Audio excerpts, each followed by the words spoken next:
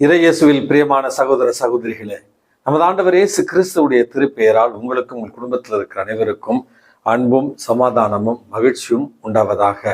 அன்புமிக்கவர்களே, September மாதம் 28ஆம் தேதி தாயாம் திரு அவை பொது காலத்தினுடைய 26வது ஞாயிற்றுக்கிழமையை தான் சிறப்பித்துக் கொண்டிருக்கிறது. இந்த ஒரு அருமையான தினத்துல இஸ்ரேல் பாலஸ்தீன நாடுகளுக்கு இடையே போர் ஒப்பந்தம் ஏற்பட வேண்டும், கூடிய விரைவில் அங்கு நடக்கிற போர் அவலங்கள் நிறுத்தப்பட வேண்டும் என்று இஸ்ரேல் பாலஸ்தீன நாடுகளுக்காக ஜெபிக்க உங்களை அன்போடு அழைக்கின்றேன். அன்புமிக்கவர்களே, இன்றைய இந்த பொதுக்கால ஞாயிற்றுக்கிழமையில நமக்கு கொடுக்கப்பட்டிருக்கிற வாசகங்கள் எல்லாமே செல்வம் என்றால் என்ன, அந்த செல்வத்தை நாம் எப்படி பயன்படுத்த வேண்டும், செல்வத்தால் வரும் பாவங்கள் என்ன அப்படிங்கிற ஒரு அழகான கருத்தை தான் நமக்கு தாங்கி வருகின்றன. அன்புமிக்கவர்களே, நமக்கு கொடுக்கப்பட்டிருக்கிற முதல் வாசகமானது இறைவாக்கினர் ஆமோஸ் புத்தகத்திலிருந்து நமக்கு கொடுக்கப்பட்டிருக்கிறது. இறைவன் நமக்கு ஒரு எச்சரிக்கை விடுக்கிறார்.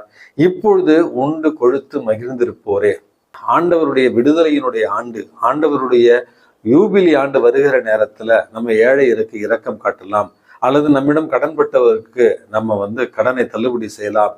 ஆகையால் இப்பொழுது நமது செல்வத்தை கொண்டு மகிழ்ந்திருப்போம், ஆண்டவருடைய ஆண்டு வருகிற நேரத்துல நம்ம பார்த்து கொள்ளலாம் என்று இப்பொழுது மனம் இறங்காமல், இப்பொழுது உதவி செய்யாமல், இப்பொழுது இரக்க செயல்களில் ஈடுபடாதவர்களை பார்த்து தான் ஆண்டவர் எச்சரிக்கை விடுக்கிறார். இப்படியான இரக்கமற்ற மனிதநேயமற்ற ஒரு வாழ்வு உங்களை நாடு கடத்தும். ஆகவே நீங்கள் நாடு கடத்தப்படுவீர்கள், அடிமைகளாக கொண்டு செல்லப்படுவீர்கள். ஆகவே இரக்க செயல்களையும் அன்பு செயல்களையும் இப்பொழுதே செய்யுங்கள் என்கிற எச்சரிக்கை செய்தி தான் இறைவாக்கினர் ஆமோஸ் நூலிலிருந்து நமக்கு கொடுக்கப்பட்டிருக்கிறது. இரண்டாவது வாசகமான திருத்தூதர் பவுல் தீமோத்தேயுவுக்கு எழுதிய திருமடலிலிருந்து நம்ம வாசிப்பது என்னவென்றால், செல்வத்தை விரும்புகிறவர்கள் தங்களை சோதனையில் தாங்களாவே விழச் செய்பவர்கள், அல்லது தங்களுடைய வாழ்க்கையில ஒரு விசுவாச பிழர்வை, விசுவாச தடுமாற்றத்தை அவர்கள் செல்வத்தை தேடுவதன் மூலமாக அவர்கள் ஏற்படுத்திக் கொள்கிறார்கள். ஆகையால் செல்வத்தை விடுத்து அன்பு, நீதி, இரக்கம், கருணை, பிறரன்பு இவற்றால் நம்முடைய உள்ளத்தை நிறைத்துக் கொள்கிற நேரத்துல, நம்முடைய வாழ்வை அலங்கரித்துக் கொள்கிற நேரத்துல நாம் உண்மையாகவே இறைவனுடைய செல்வத்தை பெற்றுக் கொள்கிறோம். ஆகவே விசுவாசத்துல உறுதியாக இருக்கிறோம். செயலோடு கூடிய நம்முடைய விசுவாசம்தான் உண்மையான விசுவாசம் என்பதை தீமோத்தேயுவுக்கு எழுதிய அந்த திருமுகம் நமக்கு தெளிவுபடுத்துகிறது. மூன்றாவது வாசகமான நற்செய்தி வாசகத்துல இவ்வுலகில அதிகமாக பகிரப்பட்ட அல்லது பேசப்பட்ட உவமைகளில ஒன்று பணக்காரனும் ஏழை லாசரும் என்கிற இந்த உவமை தான். அன்புமிக்கவர்களே, லூக்கா தன்னுடைய அந்த நற்செய்தியில பல இடங்களில செல்வந்தர்களை பற்றியும் செல்வத்தை பற்றியும் ஏழையருக்கு நாம் உதவ வேண்டிய ஒரு கடமையை பற்றியும் பல இடங்களில் அவர் சொல்லி இருக்கிறார். செல்வந்தரே, உண்டு கொழுத்திருப்போரே, இப்பொழுது மகிழ்ந்திருப்போரே, உங்களுக்கு ஐயோ கேடு என்று சொல்லுவதன் மூலமாக இந்த உலகத்துல செல்வத்தை பற்றின ஒரு புரிதல் நமக்கு தெளிவாக இருக்க வேண்டும் என்பதற்காகத்தான் இந்த உவமை நமக்கு கொடுக்கப்பட்டிருக்கிறது. அன்புமிக்கவர்களே, இந்த உவமையில பணக்காரன் அல்லது செல்வந்தர், ஏழை லாசர். பணக்காரனுக்கு பெயர் கிடையாது. பணக்காரன் உண்டு மகிழ்ந்திருந்தான், அவன் இன்புற்று இருந்தான் என்கிற 3 வார்த்தைகள் தான் அவனை பற்றி குறிப்பிடப்பட்டிருக்கிறது. ஆனால் ஏழையான அந்த மனிதருக்கோ லாசர் என்கிற ஒரு பெயரும், அவர் உடல் முழுவதும் புண்ணாக இருந்தது என்றும், அவர் பணக்காரனுடைய வீட்டின் வாசலில் இருந்தார் என்றும், அந்த பணக்காரனுடைய மேசையிலிருந்து விழுகிற ரொட்டி துண்டுகளுக்காக அவர் காத்து கொண்டிருந்தார் என்றும், அவருடைய உடம்பில் இருந்த புண்களை நாய்கள் நக்குகிற அளவுக்கு மிகுந்த ஒரு வேதனையில, மிகவும் ஒரு கடினமான ஒரு சூழ்நிலையில வாழ்ந்தார் என்கிற 2 வேறுபாடுகளை நம்ம பார்க்க முடிகிறது. இந்த இடத்துல பணக்காரன் செய்த தவறு என்ன? பணக்காரன் செல்வந்தராக இருந்ததால் அது அவனுக்கு ஒரு பாவ செயலா? செல்வம் சாபமானதா என்கிற அடிப்படையான பல கேள்விகளுக்கு நம்ம பலமுறை பதில சொல்லியிருக்கிறோம். செல்வம் என்பது இறைவனுடைய ஒரு ஆசீர். ஆனால் அந்த செல்வத்தை வைத்துக்கொண்டு இன்றைய உவமையில பார்க்கிற அந்த செல்வன் செய்த தவறு என்ன என்ற அடிப்படையான ஒரு கேள்விக்கு தெளிவான ஒரு பதிலை சொல்கிறேன். செல்வம் என்பது ஆசீர்வாதம் என்று சொன்னேன். ஆனால் இந்த இடத்துல அந்த செல்வந்தருக்கு இருந்த பணத்தை தான் இன்புற்று இருப்பதற்காகவும் தான் உண்டு மகிழ்ந்து குடித்திருப்பதற்காகவும் அவன் பயன்படுத்துகிறான். அதாவது செல்வத்தை யார் யாரெல்லாம் சுயநலத்திற்காக பயன்படுத்துகிறோமோ அதுதான் நம்மை பாவத்தில் விழுத்தாட்ட செய்கிறது என்பதை முதலில் நம்ம புரிந்து கொள்ள வேண்டும். இரண்டாவது, அந்த பணக்காரன் செய்த அந்த பாவம் என்ன அப்படி என்றால், தன்னுடைய கண்ணுக்கு எதிராகவே ஏழை ஒருவன் தன்னுடைய வாயிலில் இருக்கிறான், அவன் பசியோடு இருக்கிறான், அவன் தன்னுடைய மேசையிலிருந்து விழக்கூடிய ரொட்டி துண்டுகளுக்காக காத்து கொண்டிருக்கிறான், உடல் முழுவதும் அவனுக்கு புண்ணாக இருக்கிறது. இவை அனைத்தையும் பார்த்து கண்டும் காணாமலும் இருந்ததுதான் இரண்டாவது ஒரு பாவமாக இன்றைக்கு நம்ம கருதுகிறோம்.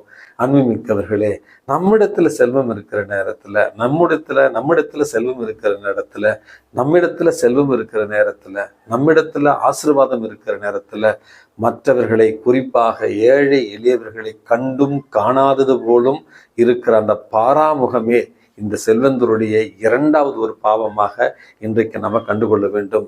அந்த செல்வந்தர் அந்த ஏழையை உள்ளே அழைத்திருக்கலாம், உணவு கொடுத்திருக்கலாம், நல்ல உடை கொடுத்திருக்கலாம். இதை கூட செய்யாத அந்த செல்வந்தர் தான் இன்றைக்கு நரகத்தில் தண்டிக்கப்படுவதாக நம்ம வாசிக்கிறோம். ஆகவே அன்புமிக்கவர்களே, செல்வம் இருக்கிற நேரத்துல ஏழையரை கண்டு பாராமுகத்தோடு இருப்பதும் இரண்டாவது ஒரு பாவம் என்பதை இன்றைக்கு இறைவன் நமக்கு தெளிவுபடுத்த விரும்புகிறார். மூன்றாவது ஒரு பாவமாக அன்புமிக்கவர்களே, திருப்பலியில பாவ மன்னிப்பு மற்றும் ஒப்புரவு நேரத்துல நம்ம எல்லாம் வல்ல இறைவனிடமும் சகோதர சகோதரிகளை உங்களிடமும் நான் பாவியனை ஏற்றுக்கொள்கிறேன் அப்படின்னு சொல்லி என் சொல்லாலும் சிந்தனையாலும் செயலாலும் கடமை தவறியதாலும் 4 வகையான பாவங்களை நம்ம அறிக்கையிடுவோம் திருப்பலியில. அன்புமிக்கவர்களை, இணைச்சட்டம் 15வது அதிகாரத்துல நீங்கள் அந்நியராக இருந்தீர்கள், ஆகவே ஏழையருக்கு இறங்குங்கள், அது உங்களுடைய ஒரு கடமை, ஆகவே ஏழையருக்கும் இல்லாதவர்களுக்கும் உதவுங்கள் என்கிற அந்த அடிப்படையான ஒரு மனித நேயம்தான் உண்மையான விசுவாசத்தின் அடித்தளம் என்பதை இறை வார்த்தை பல இடங்களில உறுதி செய்திருக்கிறது. அப்படி என்றால் ஏழையருக்கு உதவுவது, இல்லாதவருக்கு இரக்கம் காட்டுவது என்பது நம்முடைய கடமை. அந்த கடமையிலிருந்து தவறுகிற நேரத்தில் எல்லாம் நாமும் அந்த செல்வந்தரை போல பாவம் செய்கிறோம் என்கிற மூன்றாவது கருத்தை தான் இன்றைய நற்செய்தி வாசகம் நமக்கு தாங்கி வருகிறது. அன்புமிக்கவர்களே, அந்த உவமையினுடைய கடைசி பகுதி உங்களுக்கு எல்லாருக்குமே தெரியும். ஏழை லாசர் ஆபிரகாமுடைய மடியில அமர்ந்து வானதூதர்கள் அவருக்கு பணிவிடை செய்ய உயர்ந்த இடத்துல இருக்கிறார், உன்னதமான இடத்துல இருக்கிறார். ஆனால் செல்வந்தரோ ஒரு சொட்டு தண்ணி கூட கொடுப்பார் இன்றி அவர் நரகத்துல வேதனையில் இருக்கிறார். 4வது பாடமாக, இந்த உலகத்துல எல்லோருக்குமே முடிவு இருக்கிறது. அந்த முடிவினுடைய கடைசியில இந்த மன்னக வாழ்வின் நற்செயல்களும் நல்ல முடிவுகளும் நல்ல தெரிவுகள் மட்டுமே மறுவாழ்வுல உன்னதத்தில் இருக்க போகிறோமா அல்லது நரகத்திற்கு செல்ல போகிறோமா என்கிற அந்த ஒரு வழியை நமக்கு அமைத்து கொடுக்கின்றன. ஒரு தச்சர் இடத்துல அவருடைய நண்பர் நீண்ட காலமாக பணி செய்கிறார். 20-30 ஆண்டுகள் 20-30 ஆண்டுகள் கழித்து அந்த செல்வந்தர் இடத்துல, அந்த முதலாளி இடத்துல வேலை செய்த அந்த தச்சர், ஐயா எனக்கு உடல் நலிவடைந்து வருகிறது, இன்னும் 1-2 வேலை மட்டும் நான் செஞ்சுட்டு நான் வேலையை விட்டு நின்றுக்கிறேன், என்னால முடியல அப்படின்னு சொன்னாராம் அந்த தச்சர். சரி நண்பரே, நீங்க வேலையை விட்டு நிற்பதற்கு முன்பாக ஒரே ஒரு ப்ராஜெக்ட் இருக்கு, இந்த ஊர்ல தான் அந்த ஒரு ப்ராஜெக்ட், தயவுசெய்து அதை முடிச்சு கொடுத்துருங்க அப்படின்னு சொல்லி அந்த தச்சர் இடத்துல புதிதாக கட்டிய ஒரு வீட்டை காண்பித்து இதற்கான தச்சு வேலைகளை நல்ல மரங்களை கொண்டு செய்து முடியுங்கள் என்று சொன்னாராம்.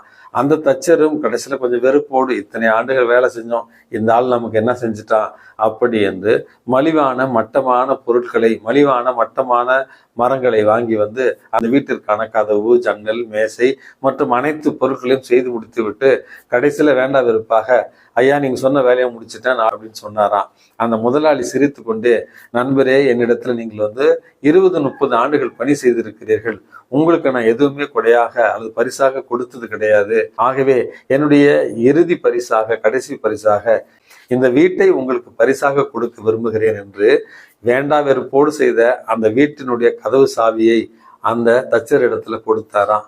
அந்த தச்சருக்கு தூக்கி வாரி போட்டது. ஐயோ, இது நம்ம வீடு தான் தெரிஞ்சதுதான், நல்ல மரத்தை வாங்கி போட்டிருப்பேனே, நல்ல கதவுகளை செய்திருப்பேனே, நல்ல மேசைகளை செய்திருப்பேனே என்று அங்கலாய்த்து கொண்டாராம். அன்புமிக்கவர்களே, லாசர் செல்வந்தருடைய உவமையும் நமக்கு சொல்லி தருகிற பாடம் இதுதான். இந்த மண்ணுலகில் நம்ம செய்கிற நற்காரியங்கள் எல்லாமே மறுவாழ்வு நமக்கு ஆசீர்வாதமாக கிடைக்கும் என்கிற இந்த உண்மையை புரிந்து கொண்டவர்களாய் இந்த மண்ணுலகளை ஏழையருக்கு இதங்கி மண்ணுலகளை செய்கிற புண்ணியங்கள் மூலமாக விண்ணுலகளை மிகப்பெரிய அழியாத செல்வமாகிய நமது ஆண்டவர் இயேசு கிறிஸ்துவை நமதாக்கி கொள்ள நம்முடைய நற்செயல்களால் முயற்சி செய்யத்தான் இறைவன் அழைப்பு விடுக்கிறார். நற்செயல்களோடு கூடிய உண்மையான விசுவாசத்தோடு வாழ்ந்து நிலை வாழ்வை பரிசாக்கி கொள்ள இறைவன் உங்களை ஆசீர்வதிப்பாராக. எல்லாம் வல்ல இறைவன் தந்தை, மகன், தூய ஆவி உங்களையும் உங்கள் குடும்பத்தில் இருக்கிற அனைவரையும் நிறைவாக ஆசீர்வதித்து பாதுகாத்து வழிநடத்துவாராக. ஆமேன்.